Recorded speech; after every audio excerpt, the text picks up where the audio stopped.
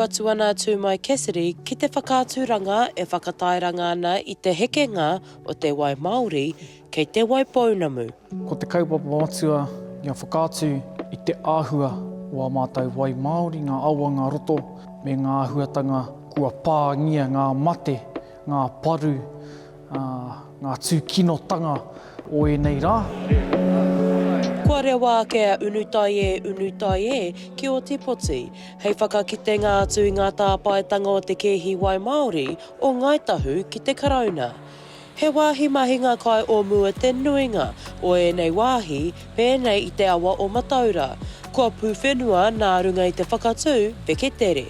Ka kite au I te rā whakaahua o te awa o Mataura, pāpauri taku ngā kau te kitenga I te ahua o rā ngā au I ngā rā o mua, o whakakikihia ki te paru, me ngā momo paitini I ahu mai I ngā mahi a te tangata ki runga I te whenua ao. I tipu ake te paua o Edward Ellison ki te roto o Tatawai. Heoi, I roto I tēnei pikitia, he hōpua kei wainga I tētahi pāmu. He wāhanga o te whakawhanake whenua, ka matu I kino rawa te pūnaha hauropi taketake o taua takiwā. It was a complete loss. Our mahika kai of so significant importance to the kaik at Henley, after having lost access to the major mahika kai, Waipounamu and Waihora, they then became extremely reliant on Tatawai, only for it to be beguiled away from them. Aha kua matu te kēhi, ko tā Cassidy, kua ara ke te maria ki ngā take o te wā.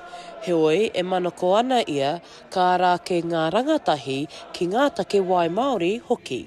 Tā mātou wehe, rua noi ho ngā wā, ka kite au I te hunga rangatahi, kaukau ki roto I ngā awa.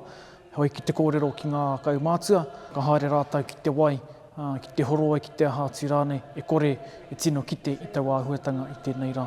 This is a graphic visual evidence of what is happening to our wai and has been continuing to happen and continues. Ka hua kina ngā tatau o tēnei whakaaturanga, tainua ki te kaumārua o Ōtepoti. Shakayla Andrews-Alapaki, Tahu News.